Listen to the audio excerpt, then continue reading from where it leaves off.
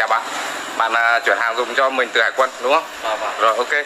Thì đây là cái sản phẩm mình mua từ điện máy Hải Quân. Các anh chị các bạn nha, đây có thật nha, và đây nhà Hải đây. Địa chỉ là 86 xe 26 khu 8 phường Tam Hiệp. Con quay dùng cho chú nhà chú khiêng xuống. Cảm ơn con. Rồi, Hải là cùng với lại bác Tài đang khiêng xuống nhá. Rồi, cả nhà nhìn nhá. Rồi, thẳng đây đấy. Ở đây. Rồi, cảm ơn con.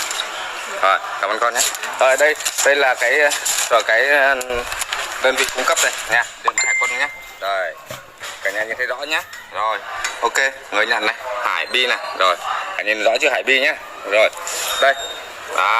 Là đây là cái thông tin chính xác nha, cho mọi người nhìn lại điện máy Hải Quân này ở Bắc Giang nhé. Địa chỉ nơi đến là Đồng Nai Biên Hòa đây. Rồi, họ tên người nhận là Hải Bi. Rồi, ok, đây là những thông tin. Đây, mình quay lại nhá, đây là bên cung cấp về chuyển hàng hóa từ ngoài Bắc Trung Nam của đơn vị Viettel đúng không ạ? Vâng. Rồi, ok, thế đây là nhà mình nhá. Rồi, thế là nhà mình. Rồi, mình sẽ đem vào nhà. Ok, đó. Tất cả gia đình chúng ta hãy ủng hộ và cố gắng làm sao để lan tỏa giá trị của Bi nhé, rất là tuyệt vời. Ở Việt Nam mình nó đang còn không có nhiều giá trị, nhưng mà nước ngoài thì rất là cao, đúng không ạ? Chúng ta làm sao để hiểu giá trị của nó, để có được những cái quyền lợi, giúp cho cộng đồng có được tài chính tốt hơn và cuộc sống tốt hơn.